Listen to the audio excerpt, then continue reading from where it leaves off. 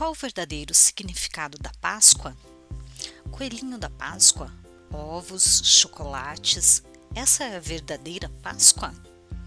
Estamos tão acostumados com o coelhinho vindo entregar ovos de chocolate, deixando pegadas pelo chão, dando tanta ênfase a esse rito que esquecemos qual o verdadeiro motivo. Você sabe o que significa? Bom, hoje vamos descobrir juntos o real significado da Páscoa. Sejam bem-vindos ao meu canal Discipulando Amigos.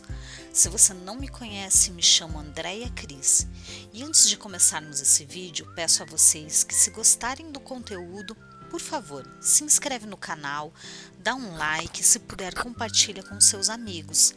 Assim como você, eles também vão saber o significado de verdade da Páscoa. A Páscoa é uma celebração judaica, instituída por Moisés, seguindo uma ordem direta do próprio Deus. O significado da Páscoa para os cristãos está diretamente relacionado à morte e ressurreição de Cristo. A primeira Páscoa judaica foi realizada no mês de Abib e depois foi chamada de Nissan, que corresponde ao período entre março e abril em nosso calendário. Este mês se tornou o primeiro mês do calendário judaico. A Páscoa também está ligada à festa dos pães asmos e à dedicação dos primogênitos. O que significa Páscoa? A palavra Páscoa significa passar por cima, do hebraico pisash, derivado do verbo passar, quer dizer saltar ou passar. Este significado faz referência à ocasião em que Deus enviou a 10ª praga sobre o Egito. Essa 10ª praga resultou na morte de todos os primogênitos, mas os israelitas nada sofreram. Portanto, quando o juízo de Deus atingiu os egípcios, as casas dos israelitas que estavam marcadas com o sangue do cordeiro que havia sido sacrificado foram poupadas. Desse modo, o significado passar por cima transmite o sentido de poupar, ou seja, passar por cima por misericórdia. O juízo de Deus passou por cima dos israelitas. Vamos voltar um pouco no tempo para entendermos o que aconteceu para que o juízo de Deus atingisse aos egípcios desta forma. E a história da Páscoa começa assim. Cerca de 500 anos antes da instituição da Páscoa, Deus falou com Abraão acerca do futuro de sua descendência, o povo de Israel. O Senhor o avisou de que os israelitas seriam peregrinos em terra alheia. Eles seriam reduzidos à escravidão e oprimidos por 400 anos. Porém, Deus também prometeu que julgaria a nação que dominaria seu povo, libertando da opressão. Está em Gênesis 15, 13 e 14.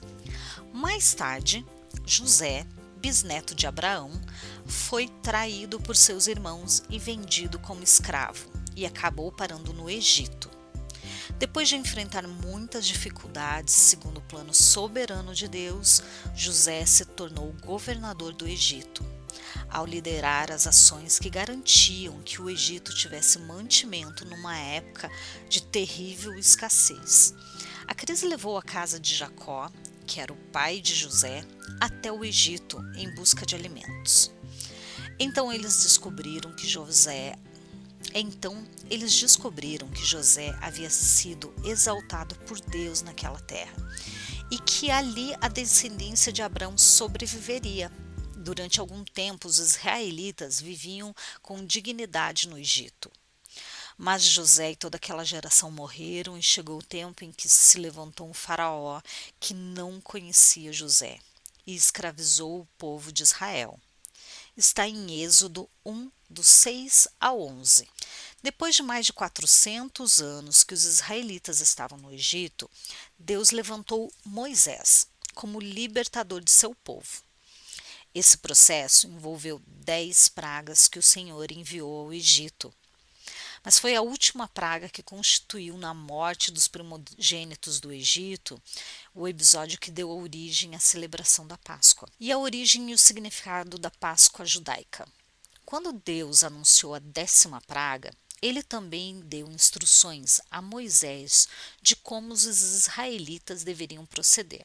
O Senhor ordenou que eles sacrificassem um cordeiro ou um cabrito macho, sem defeito, no 14º dia do mês de Abibe, que aspergisse o sangue do cordeiro nos umbrais e no alto dos batentes das portas de suas casas. Eles deveriam comer a carne do cordeiro assada no fogo, acompanhada de pães asmos e ervas amargas. O Senhor também ordenou que eles comessem com pressa, com os lombos cingidos, sandálias nos pés e cajado nas mãos, pois naquela mesma noite Deus passaria sobre o Egito. Está em Êxodo 12:11. Bom, aqui podemos fazer algumas observações. Os pães asmos eram os pães sem levedura, ou seja, sem fermento.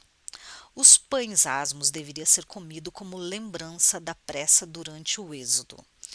Ervas amargas. Essas ervas estavam diretamente associadas ao sofrimento e aflição dos tempos de escravidão. Está em Lamentações 3:11. Quando o juízo de Deus atingiu o Egito, morreram todos os primogênitos, desde os homens até os animais. Isso também significou a completa derrota dos deuses do Egito.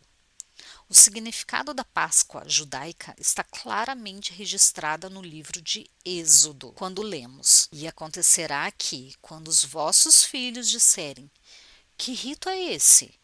Respondereis: Este é o sacrifício da Páscoa ao Senhor, que passou por cima das casas dos filhos de Israel no Egito, quando feriu os egípcios e livrou as nossas casas.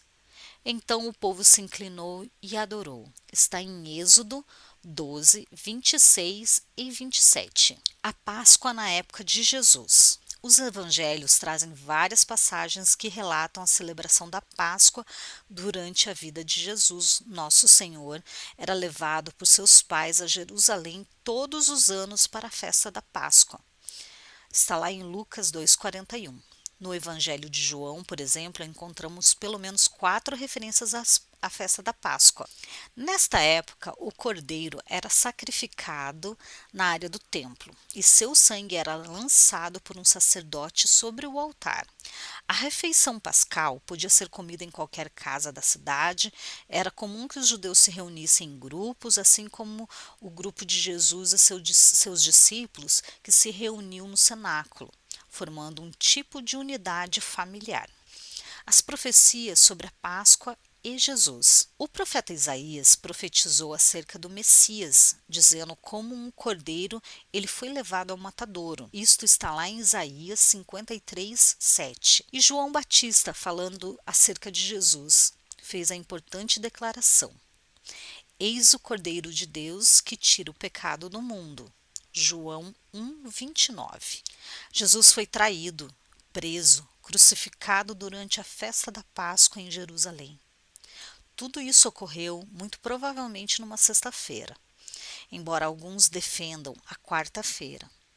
Considerando a sexta-feira como a melhor posição, então, na quinta-feira à noite, Jesus e seus discípulos comeram o cordeiro pascal em Jerusalém. Aquela foi a última ceia pascal, ou seja, a última vez que a instrução dada ainda no Egito deveria de ser observada. Após aquele momento, ninguém mais deveria de sacrificar um cordeiro, assá-lo e comê-lo com ervas amargas e pães asmos.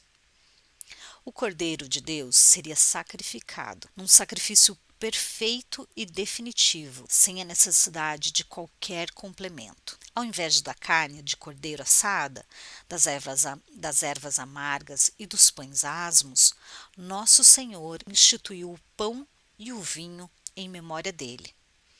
Ao comermos o pão, nos lembramos de seu corpo partido, e quando tomamos o cálice, nos lembramos do seu sangue derramado. A Páscoa é uma festa judaica, um símbolo que apontava para o sacrifício do Filho de Deus. Quando o Verbo se fez carne e habitou entre nós, ele cumpriu definitivamente o significado que é a Páscoa. A Páscoa era a sombra, Cristo é a realidade. Para nós, a Páscoa significa que, pelos méritos da obra de Cristo na cruz, a ira de Deus passou por cima das nossas vidas, pois nos umbrais de nossas portas, seu precioso sangue atestou que fomos justificados. É por isso que, em um determinado sentido, os cristãos não comemoram a Páscoa. Antes, eles celebram a ceia do Senhor. E aqui terminamos mais um vídeo explicando o real significado da Páscoa. Jesus, o Cordeiro perfeito para a remissão de nossos pecados. Eu te deixo uma pergunta. Você já aceitou o sacrifício de Jesus por você na cruz? Se a resposta for não, você gostaria de aceitá-lo como Senhor e Salvador de sua vida? Se for sim, basta apenas fazer uma oração e eu gostaria de te ajudar. Basta você repetir comigo: Senhor Jesus, eu te aceito como Senhor e Salvador da minha vida. Entendo o sacrifício na cruz. Escreve o meu nome no livro da vida e me dá salvação. Amém, amém. Seja bem-vindo à família de Cristo. Hoje, além de amigos, somos irmãos em Cristo. Aqui terminamos mais um vídeo. Espero que tenham gostado. Não esqueça de curtir e compartilhar. E nos vemos no próximo vídeo. Que o Senhor te abençoe e te guarde todos os dias da sua vida.